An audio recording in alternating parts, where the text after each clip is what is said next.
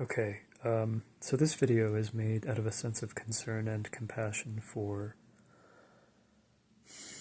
people who might eventually end up as whistleblowers. Okay, I'm about 40 minutes into a movie called The Insider, which is a classic Al Pacino movie.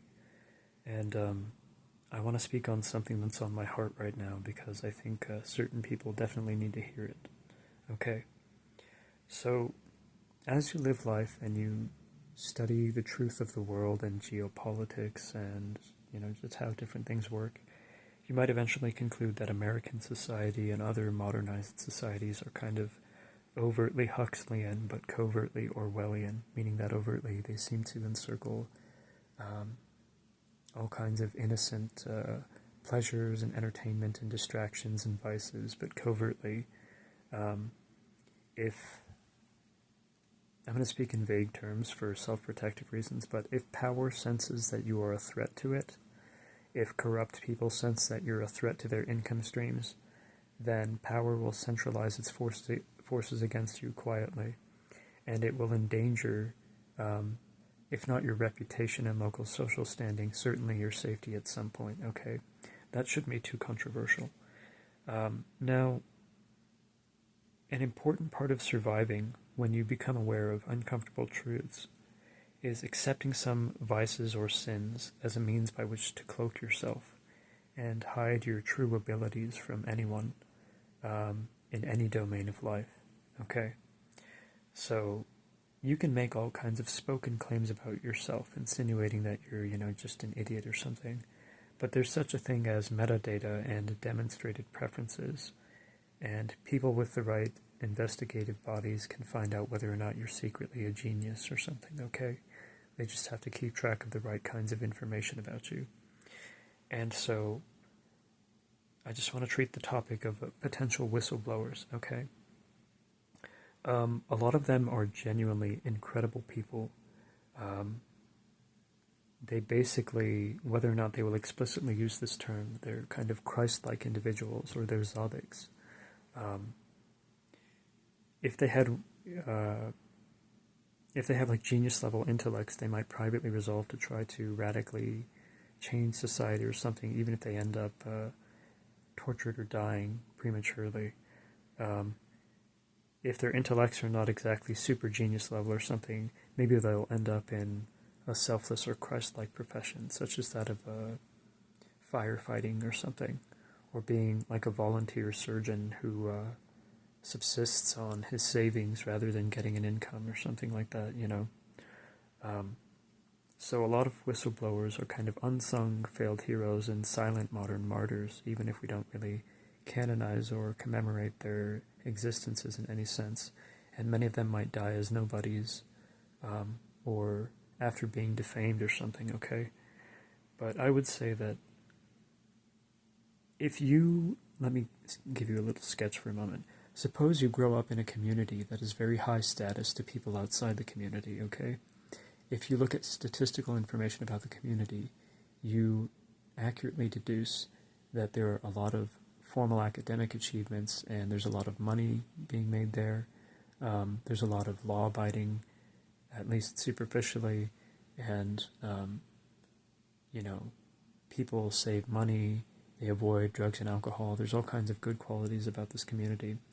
But you grow up in this community and you notice that there's just an alarming number of anecdotal exchanges you have with other private members of your generation in this community, and you figure out that, it turns out that maybe child abuse is absolutely rampant here. So at some point you may feel this internal pull to kind of blow the whistle and sound the alarm on what you've experienced and what others in your community have experienced, because you don't want people to be unsafe, especially when they're young and as innocent as possible. But the problem with that is that you're not really registering the extent to which certain people have an interest in protecting their optics. So it could be that people with enormous amounts of money, influence, and power derive their profits off of certain kinds of identitarian conceits. And so the moment you really start to make noise and call attention to, hey, I think, a lot of us are basically subjected to cult-like indoctrination, and really scathing, repeatedly traumatizing abuses as part of this community, they might do whatever they possibly can to endanger you without exposing themselves to your attention. So, what this all comes down to, the point I want to make for potential whistleblowers is to keep one rule in mind.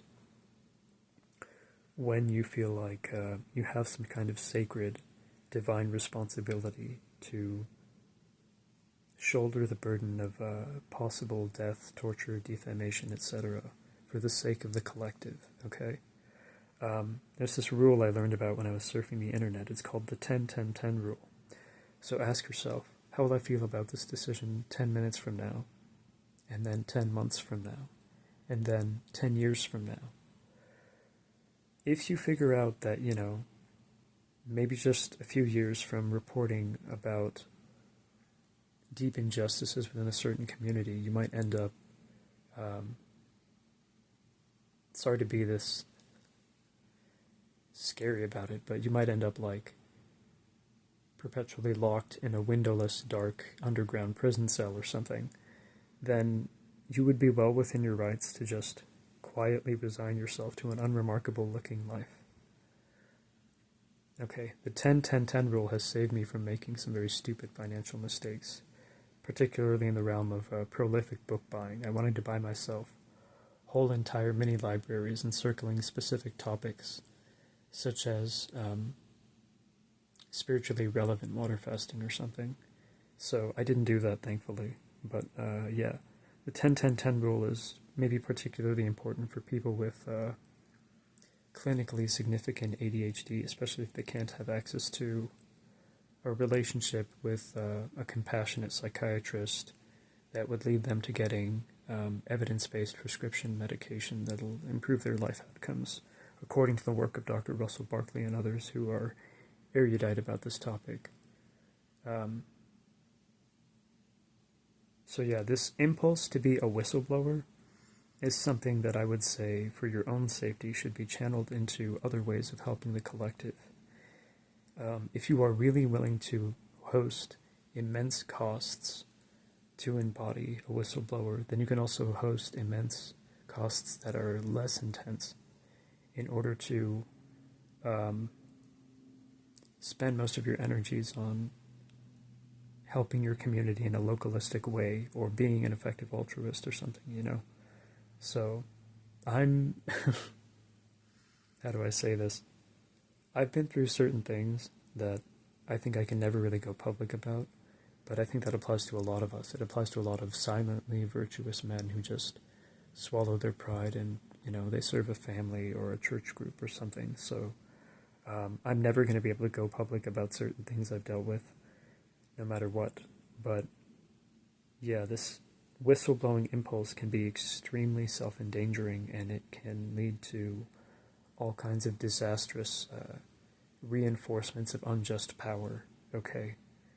So keep the 10-10-10 rule in mind, and understand that if you have seriously contemplated the prospect of whistleblowing, and you have seriously thought about the costs and benefits and decided to move forward with it, your energies might be better spent elsewhere, okay? We need you around. We need someone with your moral fiber alive in society and not making excuses to be some Randian objectivist asshole. Okay, that's all I'm going to say for now. I'm going to keep this video under 10 minutes. Anyone with the real strength and integrity and focus and cost-absorbing inclinations to become a true whistleblower at some point, a real truth seeker, somebody who takes constant reputational risks and doesn't give a shit about, any dirty money or something, is someone who needs to be incentivized to enhance their reproductive fitness or something. Sorry, that's a really clinical way to express it, but we need smart men with balls, and I don't claim to be that. I'm just, a wage slave as far as anyone can tell. But